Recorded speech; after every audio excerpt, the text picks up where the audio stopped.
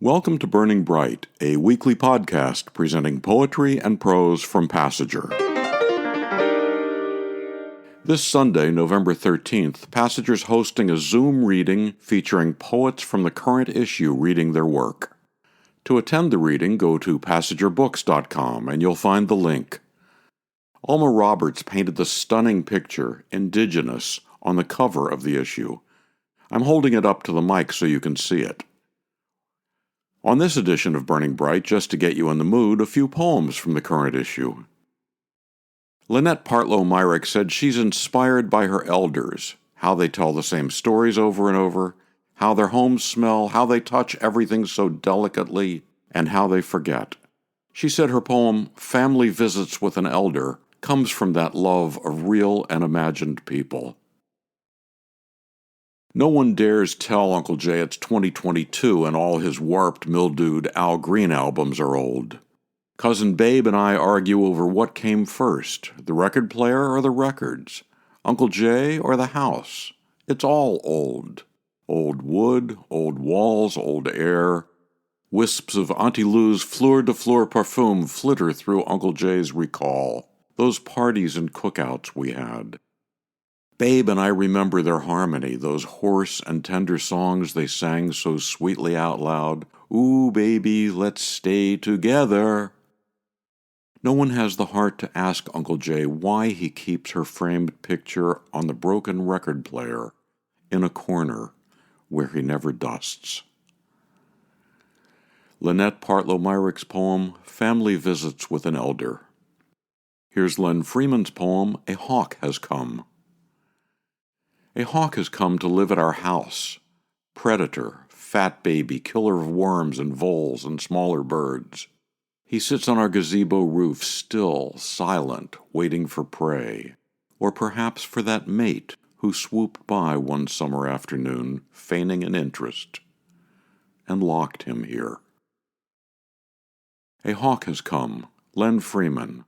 Len said a large red-tailed hawk perched on his highly visible, fairly low gazebo for several days, and he wondered why it might do such an odd thing. He said, the unconscious memory of two hawks sky-dancing among the tall white pines above our house a few days earlier took me to love. The inspiration for Bob Shapiro's poem, The Nature of the Body, came from looking not into his backyard, but into his mirror, reflecting on the changes he'd noticed over the years, and trying to connect them with the change in one's spirit over time. Looking in the mirror, I noticed the changes. Lines have formed over once smooth terrain. Ears, once bare and soft, now forested by hair that seems to want to compete with the head for coverage. Like an old potato sending out sprouts from every eye, I too am expanding. Knobs, tags, and nodules from previously unblemished places. Maybe the nature of the body is to divest itself of centrality as it ages, moving outward, seeking its surroundings. In the end, a dissolved core with tentacles extended to all corners. I prefer to think of it this way, the natural order of things, merging, extending the center to the periphery, relinquishing self to serve, a full-body offering. The Nature of the Body, Bob Shapiro.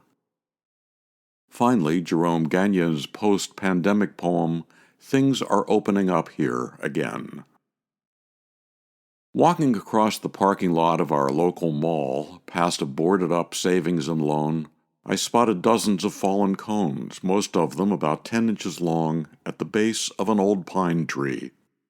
The grounds hadn't been tended in over a year, is my guess, and the cones were an unexpected sight, nestled in a bed of dried needles, waiting for their chance to split open and be tossed here and there. I read once that German coal miners found 3 pine cones embedded in rock dating from 120,000 to 15 million years. And when put in water, the scales of the cones opened. Slowly, but they opened. What I saw scattered at my feet was the patience I've longed for, the thing that will outlive us if we let it. past the pandemic, the rising waters, and all the rest.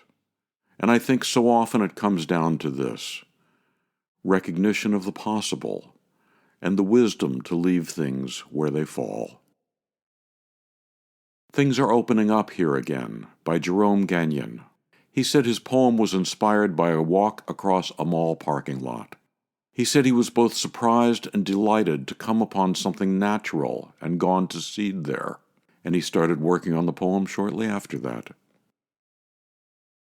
Again, this Sunday, November 13th, Passager's hosting a Zoom reading featuring poets from the current issue reading their work. To attend the reading, go to passagerbooks.com, and you'll find the link. To subscribe to or learn more about Passager and its commitment to writers over 50, go to passagerbooks.com. You can download Burning Bright from Spotify, Apple and Google Podcasts, and various other podcast apps.